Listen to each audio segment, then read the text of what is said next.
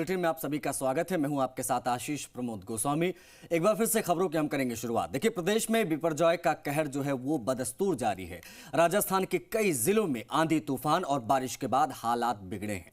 कई जिलों में अलर्ट देखने को मिल रहा है। आज से पूर्वी राजस्थान में तूफान का असर जो है वो देखने को मिलेगा। पूर्वी और पश्चिमी राजस्थान के जिलों में भारी से अति भारी बारिश होने की संभावनाएं मौसम विभाग ने जताई है। जालौर, सिरोही, पाली, बाड़मेर जिले में भारी और अति भारी बारिश जो है वो रिकॉर्ड की गई है। आंकड़ों की अगर बात करें तो 250 mm से अधिक ये बारिश रिकॉर्ड की गई है और आने वाले समय में 250 mm की बारिश रिकॉर्ड की जा सकती है। अजमेर, जयपुर, उदयपुर संभाग के जिलों में हाई अलर्ट है। 21 जून तक प्रदेश में तूफान का असर देखने को मिल सकता है। प्रशासन ने भी लोगों को तूफान के शांत होने तक सुरक्षित स्थान पर रहने की सलाह दी है।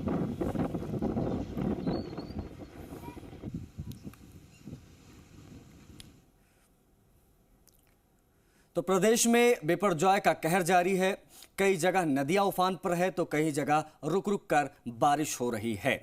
बारिश से लोगों का जनजीवन अस्त व्यस्त हो गया है, परेशानी में पड़ गए हैं सभी। इस वक्त आपकी स्क्रीन पर है 6 तस्वीरें बिपरजॉय तूफान और उसके प्रभाव की।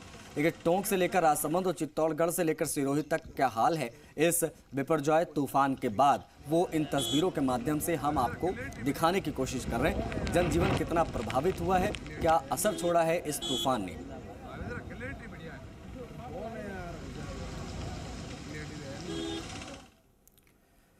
राजधानी जयपुर की अगर बात करें तो भारी बारिश का दौर यहां भी शुरू हो चुका है। दोपहर बाद से जिले में झमाझम बारिश का दौर देखा गया। तूफान कहीं राहत तो कहीं आफत बनकर दरअसल आया है। बारिश के चलते ड्रेनेज सिस्टम की जो है वो हर बार पोल खुल जाती है, इस बार भी खुल गई। बारिश के चलते जयपुर की सड़कें लबालब नजर आई। कहीं राहत तो कहीं आफत हम लोग इसलिए कह रहे हैं क्योंकि कई जगहों पर बहुत ज़्यादा गर्मी थी, लोगों को लगातार बारिश से राहत मिली है। लेकिन पश्चिमी राजस्थान में जो चीज़ें हमने देखी वो डराने वाली तस्वीरें रहीं कि कितना ज़्यादा जो है पानी जो है वो भर गया क्षेत्रों में और वहाँ पर ट्रैक्टर डूब गए, गाड़ियाँ जो है वो हमने डूबती देखी। कई सारे लोग जो है फंसे नजर आए इस बरसात के पानी में, क्योंकि बहुत ज़्यादा बारिश हुई है तूफान के आने के बाद में। और पूर्वी राजस्थान में जब प्रवेश हुआ ये पूरा तूफान, इसका असर तो आप ये तस्वीरें देख सकते हैं। जयपुर में सुबह से बारिश हो रही है और तमाम ऐसे ज़िले हैं जहाँ पर येलो, ऑरेंज और रेड अलर्ट जो है वो घोषित है, क्योंकि 21 तारीख तक ऐसे ही बारिश हो सकती है। ये तस्वीरें जो आई हैं और ये देखिए, ये ड्रेनेज सिस्टम की पोल खोलती तस्वीर भी देख लीजिए, क्योंकि राजधानी है जयपुर और यहाँ का ये हाल है जो आप इन तस्वीरों में देख सकते हैं। मामला पूरा बेहाल है क्योंकि यहाँ पर पानी जो है हल्की सी बारिश में जम जाता है और अभी तो ज़्यादा बारिश हुई नहीं है। सुबह से 2-3 राउंड बारिश हुई है और अनुमान है कि 21 तारीख तक ये बारिश ऐसी ही होती रहेगी। अब ऐसे में इस ड्रेनेज सिस्टम का क्या हाल होगा आप अंदाज़ा लगा सकते हैं, आंकलन आप कर सकते हैं। ये बिपरजॉय तूफान का कहर है और कहर के बाद का ये असर है जो आप देख पा रहे हैं। कितना ज़्यादा जो है वो पानी अभी से जमा होने लगा है। दोपहर में झमाझम बारिश जयपुर में देखने को मिली है। एक बार फिर से बारिश का दौर शुरू हो चुका है, ऐसे अपडेट्स हैं। और जो ड्रेनेज सिस्टम है शहर का वो आप देख सकते हैं कि सड़कों पर पानी लगना शुरू हो गया है। बिपरजॉय तूफान का कहर और उससे जुड़ी खबरें।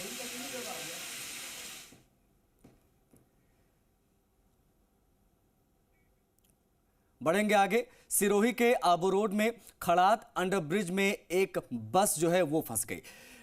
पिछले लगभग 2 घंटे से बस फंसी हुई है। एक अपडेट आपको दे देते हैं। गुजरात रोडवेज की ये बस है जो आ रही थी आबू रोड। आपको बता दें कि पानी ज्यादा होने के चलते बीच में ही ये बस फंस गई है। तस्वीरें सामने आई हैं जो हम आपको दिखाएंगे। देखिए कितना ज्यादा पानी भरा हुआ है।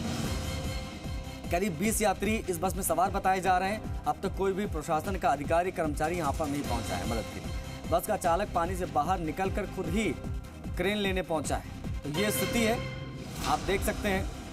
इतनी ज़्यादा बारिश हुई है, इतना ज़्यादा पानी जम गया है कि बस फंस गई। सिरोही के आबू रोड में की ये तस्वीर हम आपको दिखा रहे हैं। अंडर ब्रिज में ये बस फंस गई। देखिए, अंडर ब्रिज से बस पास हो रही थी, वहाँ पर पानी बहुत ज़्यादा था। अंदाज़ा ड्राइवर को लगा नहीं कि पानी इतना ज़्यादा गहरा होगा कि बस वहाँ पर फंस जाएगी। बस का आधा हिस्सा डूब चुका है। अगर ये तस्वीरों को हम आपको दिखाएं तो देखिए बस का आधा हिस्सा पूरा डूब चुका है। जो ड्राइवर है वो निकला और वो क्रेन बुलाने गया ताकि यहाँ से बाहर निकला जा सके।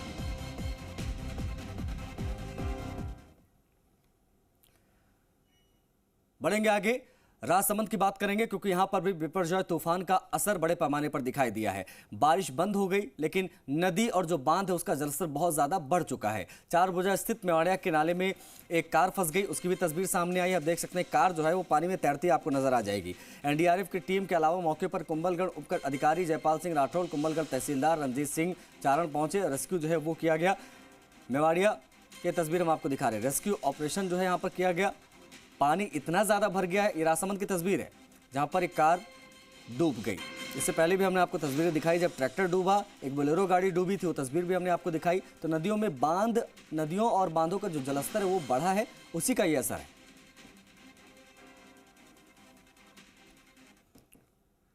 उधर कोटा में इस तूफान का असर बड़े पैमाने पर दिखाई दिया। कोटा के इटावा में 12 घंटे से मूसलाधार बारिश और तेज हवाओं का दौर जो है वो जारी है।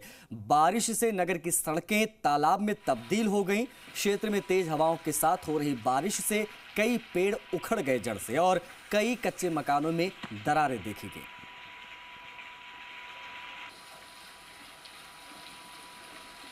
तस्वीरें आप देख सकते हैं, गलियों में पानी जो है वो नज़र आ रहा है। नदी नाला नौखान में तब्दील हो गए हैं मोहल्ले। इतना ज़्यादा पानी जो है वो भर गया। पिछले 10 घंटों से लगातार कोटा में बारिश देखने को मिल रही है। क्षेत्र में बिपरजॉय का ये असर बड़े पैमाने पर दिखाई दे रहा है। आवागमन में लोगों को बहुत ज़्यादा समस्याएं वो हो रही हैं। आप देख सकते हैं कि जो बाइक चालक वहाँ से निकल रहा है उसकी बाइक कितनी हद तक इसमें डूबी हुई है। सड़कों पर जल भराव की स्थिति है। ड्रेनेज सिस्टम जैसी कोई चीज़ यहाँ पर नज़र नहीं आ रही। जयपुर से खबर है, आपको बता दें, नगर निगम ग्रेटर आयुक्त महेंद्र सोनी ने फ्लड कंट्रोल सेंटर का दौरा किया है। मालवीय नगर, मानसरोवर और VKI सेंटर का जायजा लिया है उन्होंने। आपदा से संबंधित आने वाली सभी जानकारियों को रजिस्टर में संग्रहित करने के लिए निर्देश दिए गए हैं। पंप, मिट्टी के कट्टे, मड़ पंप, टॉर्च, रस्सी सहित सभी संसाधनों को सुनिश्चित करने के निर्देश दिए गए हैं आयुक्त महेंद्र सोनी के द्वारा सभी अधिकारियों को। आपको बता दें कि ये जो समस्याएं उत्पन्न हुई हैं बिपरजॉय तूफान की वजह से, उससे निपटने के लिए अलर्ट रहने के लिए सभी को निर्देश दिए जा रहे हैं। फ्लड कंट्रोल सेंटर का दौरा करने के बाद में तमाम अधिकारियों को बताया गया कि अपनी अपनी तैयारी जो है आप युद्ध स्तर पर जारी रखें। नगर निगम ग्रेटर आयुक्त का ये दौरा, उससे संबंधित ये जानकारी।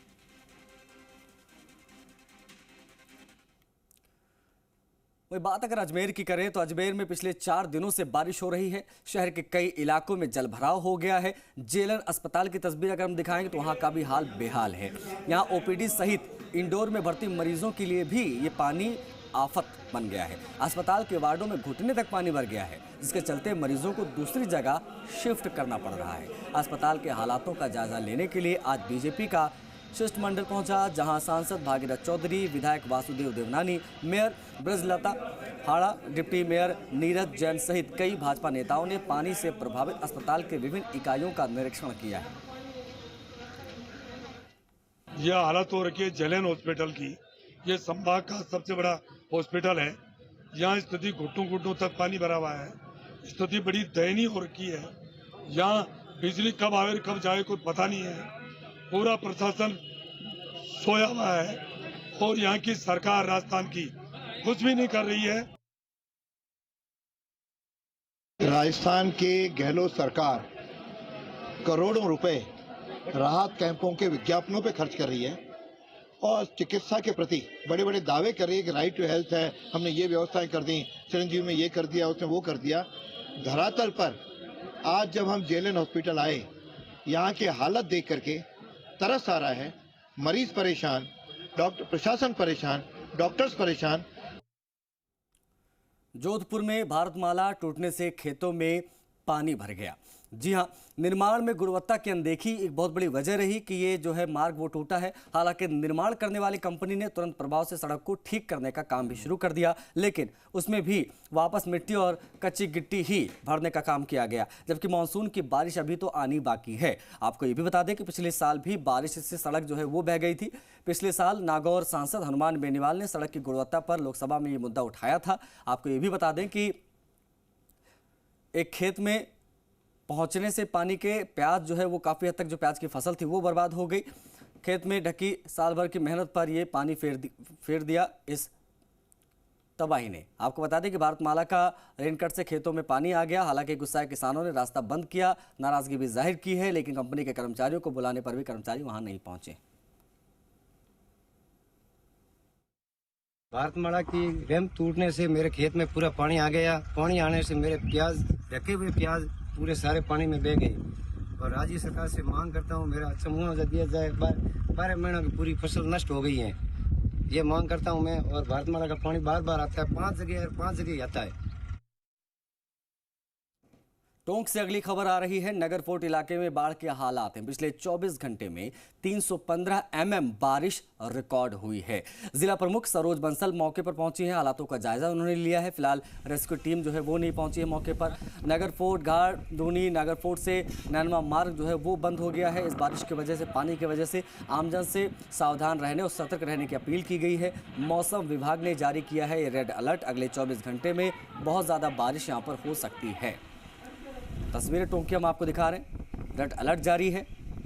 पूर्वी राजस्थान में प्रवेश कर चुका है तूफान और अब बड़े पैमाने पर बारिश और तेज हवाएं चल रही हैं। इसीलिए सभी को अपील की गई कि बहुत ज़्यादा ज़रूरत हो तभी घरों से बाहर निकले, अन्यथा परेशानी में पड़ सकते हैं।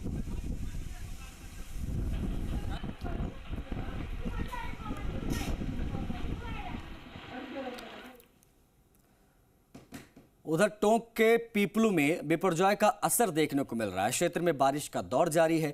बारिश की वजह से बोपा बस्ती की झुग्गी झोपड़ियां वो धाराशायी हो गई, साथ ही कच्चे मकानों में भी पानी भर गया। बारिश की वजह से खाद्य सामग्री सहित कई सामान जो है वो खराब हो गए, लेकिन अभी तक मौके पर प्रशासन नहीं पहुंचा।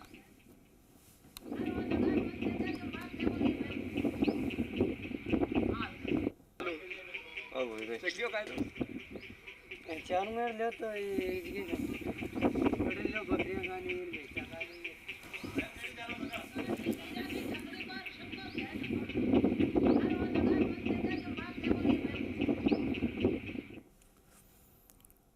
दौसा में बिपरजॉय तूफान का असर फिलहाल ना के बराबर देखने को मिल रहा है, लेकिन राजस्थान के पश्चिमी हिस्से में तूफान का बड़ा असर हुआ है।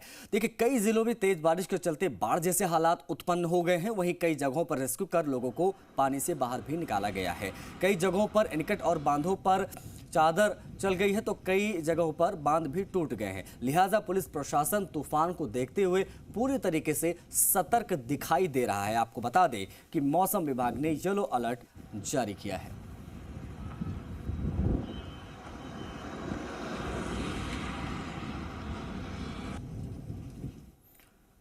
राजसमंद के आमेट में लगातार 2 दिन से बारिश का दौर जारी है, जिसकी वजह से चंद्रभागा नदी खतरे के निशान के ऊपर बहने लगी है। तूफान का असर जगह जगह दिखाई दिया। कई जगह पर जो विद्युत के पोल यानी जो बिजली के खंभे हैं वो गिर गए, तो कई जगहों पर पानी सड़कों पर भरा नजर आया।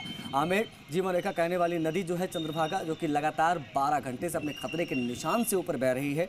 ऐसे में जहां जहां से गुजर रही है नदी, वहां से ग्रामीण और शहरों का संपर्क जो है वो टूटता जा रहा है। तूफान के असर को देखते हुए अभी तक प्रशासन की तरफ से हाई अलर्ट है।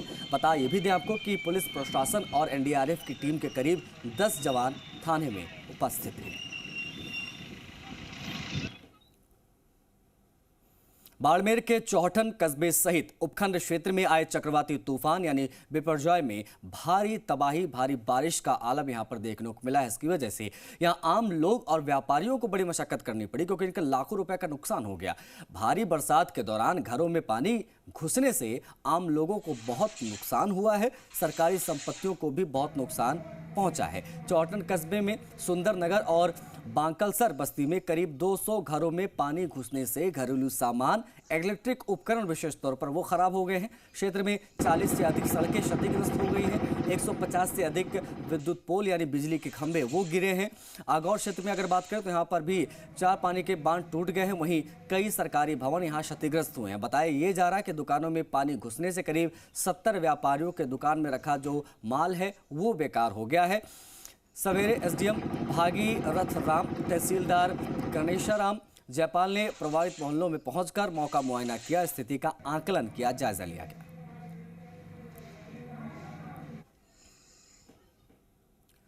तो चक्रवात के चलते 36 घंटे तक जिले में लगातार बारिश का दौर जो है वो देखने को मिल रहा है। जालोर में आपको बता दें कि 36 घंटों से ये स्थिति बनी हुई है और आहोर ब्लॉक में 21 इंच बारिश यहां पर दर्ज की गई। जिले में हवाओं के साथ साथ हल्की बूंदाबांदी का दौर लगातार जारी है। जालौर आहोर में भारी बारिश के बाद जवाई नदी अपने वेग यानी उसी तेजी के साथ बह रही है। शहर के बीचों बीच सुंदेलाव तालाब भी ओवरफ्लो हो चुका है। इस तालाब में तेज बारिश के बाद शहर का पानी और जवाड़ नदी का पानी भी रतनपुरा नहर से होते हुए आ गया। इस तालाब के पिछले क्षेत्र की कॉलोनियों को खाली करवाया गया। जागनाथ और बागरा रेलवे स्टेशन के बीच में पटरियों पे पानी में तेज बहाव के चलते कई सारी ऐसे ट्रेन्स हैं जो रोकी गई, जिनको डाइवर्ट किया गया। समदड़ी बिरली रेलखंड के इसके अलावा रानीवाड़ा के पास जो है मालवाड़ा, रतनपुर और मोकलसर के पास भी मिट्टी हट गई है, जिससे रेल यातायात बाधित हो गया है पूरी तरीके से। तूफान के बाद बाढ़ के हालात बने हैं। इसी की वजह से जो पानी में फंसे लोग हैं उनका रेस्क्यू करके बाहर निकाला जा रहा है। जिले में बाढ़ के हालात पर संभागीय आयुक्त कैलाश चंद्र मीणा जालौर पहुंचे, कलेक्ट्रेट में गए और वहां से मॉनिटरिंग की।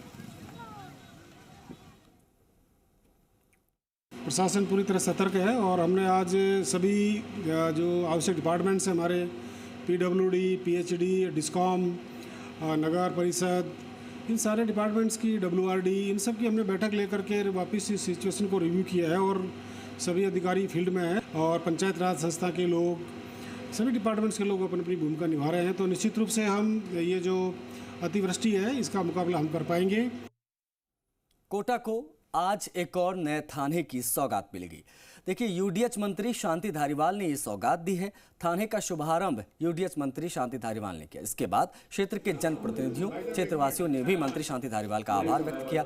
शुभारंभ के मौके पर बतौर चीफ गेस्ट शामिल हुए मंत्री शांति धारीवाल का पुलिस बैंड के साथ स्वागत हुआ।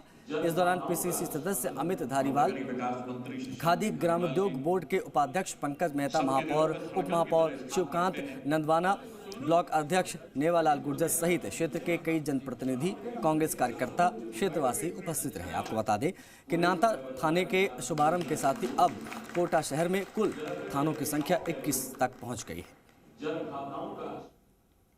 मुख्यमंत्री जी ने किया है। असल में तो धन्यवाद का पात्र तो यहाँ की जनता को मुख्यमंत्री जी का होना चाहिए। मैं और पुलिस अधिकारी तो एक कारक बने हैं मोटे तौर पर, बाकी उन्होंने ही इस बात को देखा कि भाई नानता में वाकई ये थाने की आवश्यकता है, तो थाना जो कि मांगी थाना लिया। तो वो कहते भी यही है कि मांगते मांगते थक जाओगे, लेकिन मैं देता देता नहीं। बढ़ेंगे आगे। उदयपुर में जगदीश मंदिर से कल निकलने जा रही जगन्नाथ रथ यात्रा की तैयारियां अंतिम चरण में है। उदयपुर SP भुवन भूषण और जिला कलेक्टर ताराचंद मीणा सहित प्रशासनिक अमला पहुंचा। रथ यात्रा के रूट का पैदल मार्च किया गया। पैदल मार्च के दौरान SP और कलेक्टर ने अधिकारियों को आवश्यक दिशा निर्देश दिए। इस मौके पर रथ समिति से जुड़े पदाधिकारी भी वहां उपस्थित रहे। समिति के सदस्यों ने बताया कि रूट में अभी कई जगहों पर स्मार्ट सिटी के पेचवर्क बाकी हैं। इस पर कलेक्टर ने अधिकारियों को जल्द दुरुस्त करने के निर्देश दिए। वहीं सुरक्षा के मद्देनजर यात्रा के दौरान पुलिस का भारी जाब्ता तैनात किया जाएगा। इस मंदिर के जीर्णोद्धार के लिए भी राज्य सरकार द्वारा और माननीय मुख्यमंत्री महोदय द्वारा लगभग 80 लाख की राशि स्वीकृत की गई है, जिसका कार्य भी चल रहा है। आने वाली यात्रा से पूर्व वो कार्य भी संपन्न हो जाएगा और पूरे शहर में बहुत उत्साह का माहौल है। चित्तौड़गढ़ के निम्बाहेड़ा में 27 जून को हरीश आंजना एजुकेशन सोसाइटी के तत्वाधान में सर्वधर्म सामूहिक विवाह सम्मेलन का आयोजन होना है। निःशुल्क सामूहिक विवाह सम्मेलन की तैयारियों को लेकर सहकारिता मंत्री उदयलाल आंजना की उपस्थिति में निम्बाहेड़ा नगरपालिका सभागार में बैठक का आयोजन किया गया, जिसमें कई सामाजिक और धार्मिक संस्थाओं के प्रतिनिधियों ने भाग लिया। विचार विमर्श हुआ, सुझाव दिए गए। बैठक में सहकारिता मंत्री ने जानकारी दी। बताया कि सामूहिक विवाह को लेकर अभी तक 102 हिंदू जोड़े और 23 मुस्लिम जोड़ों सहित कुल 125 जोड़ों का रजिस्ट्रेशन यानी पंजीकरण हो चुका है। सम्मेलन में मुख्यमंत्री अशोक गहलोत सहित कई मंत्री विधायक भी शिरकत करेंगे। दिल्ली से खबर। देश की सर्वोच्च अदालत के चौथे वरिष्ठ जज के पद से रिटायर हुए जस्टिस अजय रस्तोगी ने पोस्ट रिटायरमेंट अपॉइंटमेंट लेने से इनकार कर दिया। दरअसल जस्टिस रस्तोगी को नेशनल ग्रीन ट्रिब्यूनल और राष्ट्रीय उपभोक्ता आयोग चेयरमैन के तौर पर नियुक्ति के लिए प्रस्ताव दिया गया था, जिसे जस्टिस अजय रस्तोगी ने बेहद विनम्रता के साथ अस्वीकार कर दिया। इसके साथ ही जस्टिस अजय रस्तोगी ने स्पष्ट किया है कि वे रिटायरमेंट के बाद आर्बिट्रेशन सहित लीगल एजुकेशन से जुड़े रहेंगे। जी मीडिया से खास बातचीत में जस्टिस अजय रस्तोगी ने chief justice of India DY Chandrachud के साथ रिश्तों, फैसलों में राजनीतिक दबाव, सुप्रीम कोर्ट कॉलेजियम से लेकर सोशल मीडिया पर जजों की ट्रोलिंग, मीडिया ट्रायल सहित कई मुद्दों पर बात की। जस्टिस रस्तोगी ने देश में मीडिया ट्रायल को लेकर सख्त कानून बनाने की पैरवी की। 41 साल के कैरियर के बाद एक तरह से कहें तो वो वकालत के स्पेसेस से रिटायर जरूर है, लेकिन वो इससे जुड़े रहेंगे। किस तरीके से जुड़े रहेंगे और साथ ही किस तरीके का उनका कैरियर रहा है, आज हम इनसे बात कर रहे हैं। जस्टिस अजय रस्तोगी सर हमारे साथ हैं। सर, अगर बात करें तो आपका 41 साल का कैरियर और साथ ही एक राजस्थान में एक वकील के रूप में मार्च 1982 में पंजीकृत होने के बाद से लेकर अगर बात करें सुप्रीम कोर्ट के वरिष्ठ जज के रूप में, अपने इस कैरियर को, इस कार्यकाल को किस तरीके से देखते हैं? 41 साल, 4 दशक, एक बड़ा अगर कहें तो अनुभव होता है। अनुभव तो हर दिन का है। मैंने अपने 41 साल का पीरियड बहुत एंजॉय किया। वकालत का भी पीरियड था एज ए जज। बस एक चीज़ मैंने हमेशा ध्यान रखी, किसी भी रूप में आप अपनी सेवाएं इस इंस्टीट्यूशन को दो, उसे निष्ठा से निभाओ और आपका जो कमिटमेंट है वो इंस्टीट्यूशन के साथ हमेशा रहे। पोस्ट रिटायरमेंट के बाद जो पद मिलते हैं या नियुक्ति होती है, उस पर अपॉइंटमेंट को लेकर सवाल खड़े होते रहे। आपने चूंकि इनकार कर दिया, लेकिन इस पोस्ट रिटायरमेंट अपॉइंटमेंट को लेकर आपके क्या विचार है कि क्या जजों को नियुक्ति स्वीकार करनी चाहिए या नहीं करनी चाहिए? ये क्वेश्चन हमेशा उठता रहता है। मेरे इसमें अपना खुद का रिजर्वेशन है। आप पोस्ट रिटायरमेंट अपॉइंटमेंट लेते हैं या ना लेते हैं, ये कम्प्लीटली एक इंडिविजुअल पे डिपेंड करता है। इसकी कोई गाइडलाइंस नहीं हो सकती, इसका कोई प्रारूप नहीं हो सकता। ट्रोलिंग को लेकर क्या कहेंगे? ये एक नया एक तरह से क्या परिपाटी शुरू हो गई है कि पहले जज के जो फैसले थे उस पर चर्चा की जाती थी मीडिया में या चाहे कहीं भी, लेकिन अब जो सोशल मीडिया पे एक तरह से जज को ट्रोल करना, उनके एक ग्रुप बना के उनको ट्रोल करना, ये एक परिपाटी बढ़ी है। क्या इसको नियंत्रित करना चाहिए या इसको किस तरीके से देखते हैं आप कि इसको किस तरीके से रोका जाए? इस पे तो नेतृत्व होना ही चाहिए। ये बहुत गलत हो रहा है। मैं चाहूँगा कि इसके लिए कोई लेजिस्लेशन आए। आप जजमेंट को स्क्रूटनी करें, जजमेंट को कमेंट दें, गवर्नमेंट जजमेंट पे जो भी आपका एक्सप्रेशन है आप ज़रूर दें। That is always healthy criticism. मगर आप ऑथर को क्रिटिसाइज़ करने लग जाएं, बहुत गलत हो रहा है। मैं तो चाहूँगा कोई ना कोई लेजिस्लेशन आना चाहिए इसके ऊपर कि people should be restrained to comment the author either way. हम यही दुआ करेंगे कि जो आने वाले समय में हैं, जो उनको लॉ फील्ड से जो लोग हैं उनसे और कहें कि उनसे शिक्षा लेते रहें। निजाम कंटालिया, जी मीडिया, दिल्ली। चलिए, इसे एक्सक्लूसिव बातचीत के बाद बढ़ेंगे आगे। जयपुर से अगली खबर लेंगे, जहां मुख्यमंत्री अशोक गहलोत ने आज मुख्यमंत्री निवास पर जन सुनवाई की। उन्होंने आमजन की परिवदनाओं को सुना और अधिकारियों को जल्द समाधान के निर्देश दिए। इस दौरान प्रदेश के विभिन्न जिलों से आए लोगों ने सरकार की जन कल्याणकारी योजनाओं और महंगाई राहत कैंपों के लिए मुख्यमंत्री का आभार जताया। मुख्यमंत्री ने जन सुनवाई में आमजन से उनकी समस्याओं के बारे में पूछा, अधिकारियों से भी जानकारी ली। सीएम गहलोत ने सभी तरह के लंबित मामलों को जल्द निस्तारित करने के लिए निर्देश दिए। इस दौरान आमजन ने कहा कि महंगाई राहत कैंप और प्रशासन शहरों और प्रशासन गांव के संग अभियान से काफी राहत मिलती है। लोगों ने कहा है कि महंगाई राहत कैंपों में गारंटी कार्ड मिलने से लोगों की आर्थिक स्थिति में सुधार होगा, परिवार की बचत भी बढ़ेगी। लोगों ने सुझाव देते हुए कहा है कि ऐसी योजनाएं पूरे देश में लागू होनी चाहिए।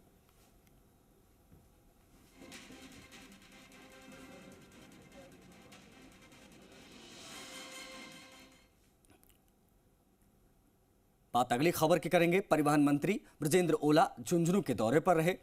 क्यामसर गांव में विभिन्न विकास कार्यों का लोकार्पण उन्होंने किया।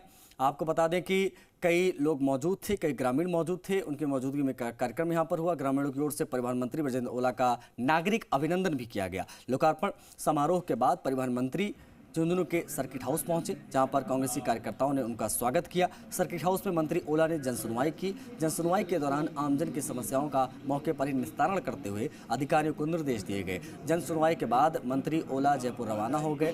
ये जानकारी हम आपको दे रहे हैं। विकास कार्यों का लोकार्पण उन्होंने किया।